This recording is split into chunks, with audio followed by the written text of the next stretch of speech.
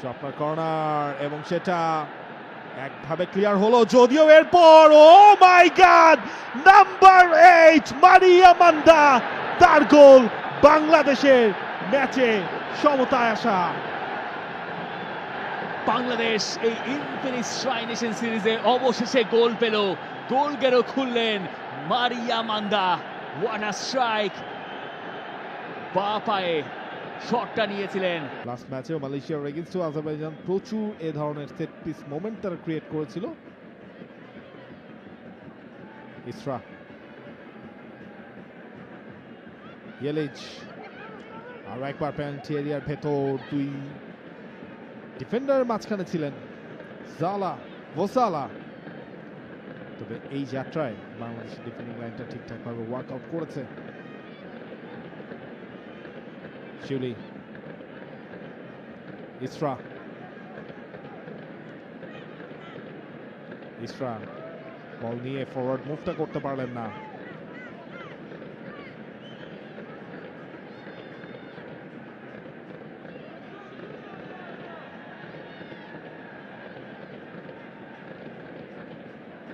নিগার জেনিতে খেলেন Russian club, last ম্যাচে তিনি গোলটাও করেছিলেন। লেফট সাইড থেকে ঋতুপর্ণা, রানটা ফরওয়ার্ডলি নিতে পারছেন কিনা, সামনে বাড়িয়েছেন, থ্রু বল, এবার কিন্তু গোলের একটা সুযোগও ছিল, গোলকিপার তিনি এগিয়ে এসেছিলেন, শটটাও হলো, তবে সেটা সেই গোলকিপার আয়তাজে ব্লকড।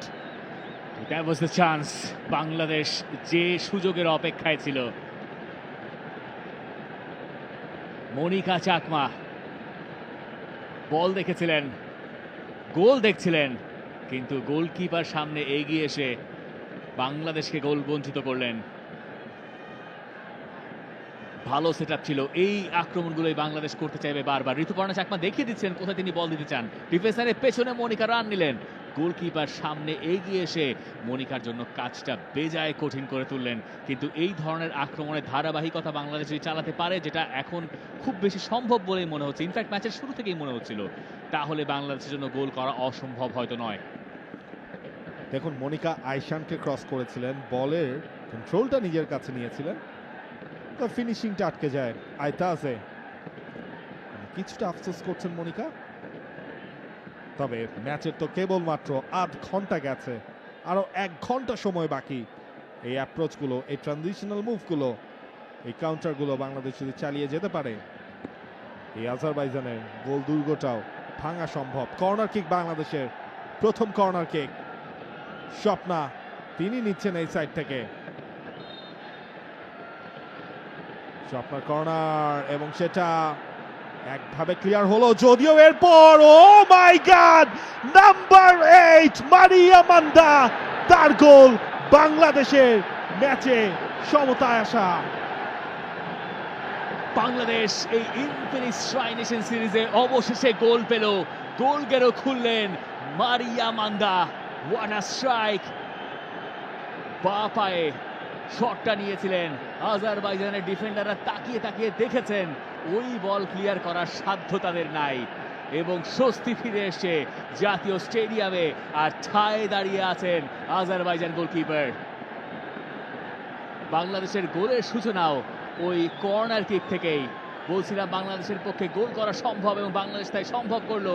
একটা কর্নার কিক যেটা গোলকিপার সরিয়ে দিলেন, কিন্তু দিলেন তো দিলেন, ডেঞ্জার ম্যানের কাছেই দিলেন, এবং সেখান থেকে মারিয়া মান্দা একবারও ভাবলেন না পরের দায়িত্বটা তার কি।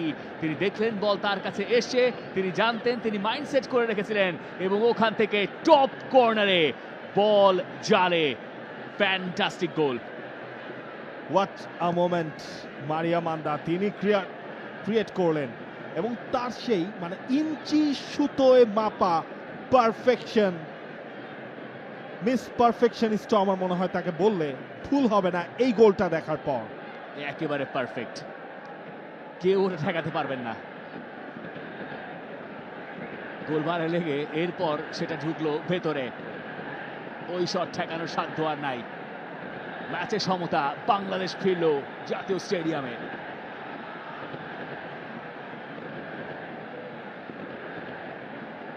For more updates, subscribe to our YouTube channel and click on the bell icon.